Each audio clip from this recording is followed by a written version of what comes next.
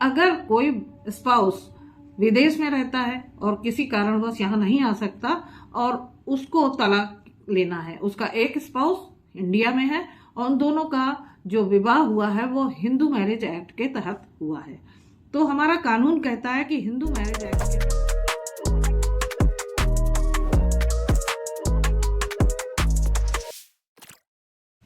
राधे राधे, स्वागत है आपका मेरे चैनल पर। अब से काफी समय पहले सुप्रीम कोर्ट की एक फाइंडिंग आई थी कि जिन कपल्स का हिंदू मैरिज एक्ट के तहत विवाह हुआ है उनका डिवोर्स भी हिंदू मैरिज एक्ट के अंतर्गत ही होगा। तो ये स्थिति अगर कोई हर एक के लिए सुटेबल नहीं हो सकती, क्योंकि अगर एक व्यक्ति कपल्स में से एक विदेश में रह रहा है और वो यहाँ पर नहीं आ सकता, किन्हीं कारणों वो यहाँ आने में असमर्थ है, तो ऐसी स्थिति में अगर वो तलाक लेना चाहें तो क्या होगा। और इसी से संबंधित एक केस है जिसको लेकर ये सारा जो प्रोसीजर है वो मैं आपको बताने वाली हूँ। तो वीडियो शुरू करने के पहले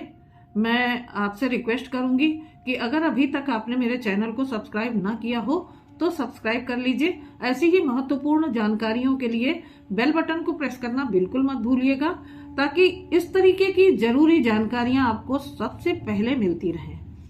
तो यहाँ पर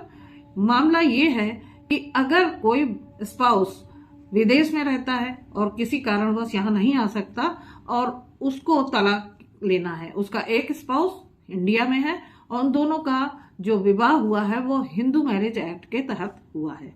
तो हमारा कानून कहता है कि हिंदू मैरिज एक्ट के तहत ही उनका तलाक भी होना चाहिए। इस संबंध में Punjab and Haryana high court ने एक बहुत ही महत्वपूर्ण डिसीजन 2019 में दिया, जिसमें बलविंदर सिंह बनाम सुमन रानी का केस था।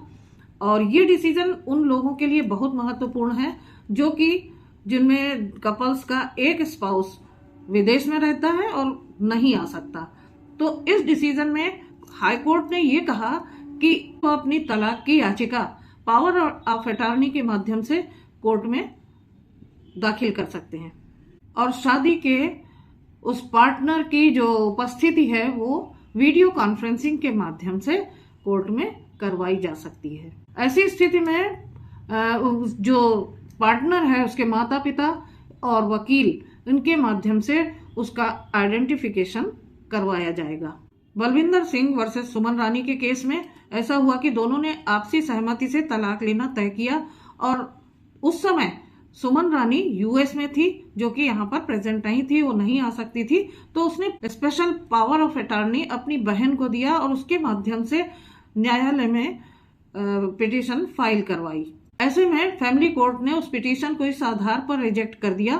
कि वो जो पिटिशनर है वो पर्सनली यहाँ पर उपस्थित नहीं हुआ, इसलिए इसको मंजूर नहीं किया जाना चाहिए। इस डिसीजन की अपील जब हाई कोर्ट में की गई तो उसने फाइंडिंग दी, हाई कोर्ट ने ये फाइंडिंग दी कि अगर एक पक्षकार विदेश में है और वो यहाँ उपस्थित नहीं हो सकता, तो ऐसी स्थिति में वीडियो कॉन्फ्रेंसिंग के माध्यम से उसकी उपस्थिति यहाँ पर दर्ज कराई जा सकती है।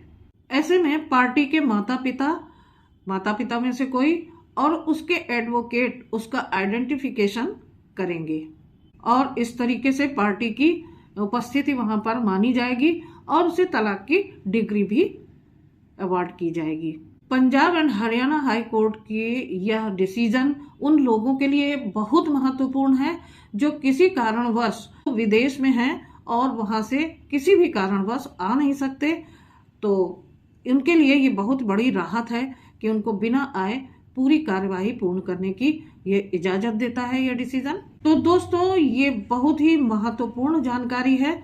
जो अगर आपको अच्छी लगी हो या फिर जिनको इसकी ज़रूरत हो आप उसको शेयर कीजिए और मुझे कमेंट करके ज़रूर बताइएगा।